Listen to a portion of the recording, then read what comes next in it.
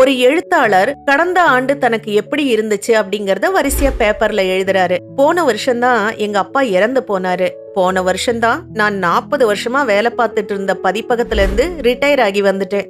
இனிமே வீட்டுல தான் இருக்கணும். போன வருஷம்தான் என் பையன் டிராவல் பண்ணின கார் ஆக்சிடென்ட் ஆகி அவனுக்கு கால்கள்ல ஆபரேஷன் பண்ற அளவுக்கு போயிடுச்சு. இப்படி கடந்த ஆண்டுங்கிறது எனக்கு ரொம்ப கசப்பான ஆண்டு அப்படின்னு எழுதி வச்சிடுறாரு. டேபிள் மேல வச்சுட்டு ஏதோ வேலையா அவர் வெளியில போயிடுறாரு. அவருடைய மனைவி கொஞ்ச நேரம் கழிச்சு அந்த ரூமை கிளீன் பண்றதுக்கு வராங்க. அவங்க டேபிள் மேல இருக்கிற அந்த பேப்பரை எடுத்து படிக்கிறாங்க. படிச்சுட்டு அந்த பேப்பரை கிழிச்சு போட்டுடுறாங்க. அவங்க ஒரு பேப்பர் எடுத்து ஏதோ எழுதி அந்த டேபிள்ல வச்சுட்டு போயிடுறாங்க. அந்த எழுத்தாளர் மறுபடியும் வந்து பார்க்கும்போது அதுல இப்படி இருந்துச்சு.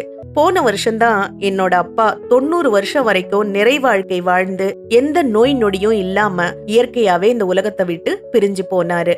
போன வருஷம்தான் என் பையன் போன காரு ஆக்சிடென்ட் ஆச்சு. நல்ல வேளையா கால்ல மட்டும் அடிபட்டுச்சு. பெரிய விபரீதம் எதுவும் இல்ல.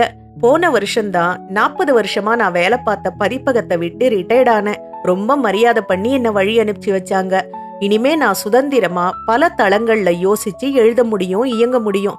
எனக்கு நிறைய நேரம் கிடைச்சிருக்கு. இப்படி எல்லாம் எழுதியிருந்தது அவருக்கு ரொம்ப சர்ப்ரைஸா இருந்துச்சு. ஆமால, இந்த விஷயத்த எல்லாம் இப்படி ஒரு கோணத்துல கூட நம்மளால பார்க்க முடியும். இந்த வாழ்க்கை நமக்கு இன்னும் எவ்வளவு வாய்ப்புகளை விட்டு வச்சிருக்கு அப்படின்னு எல்லாம் அவர் யோசிக்கிறாரு. இப்போ வாழ்க்கையே அவருக்கு அழகா தெரியுது.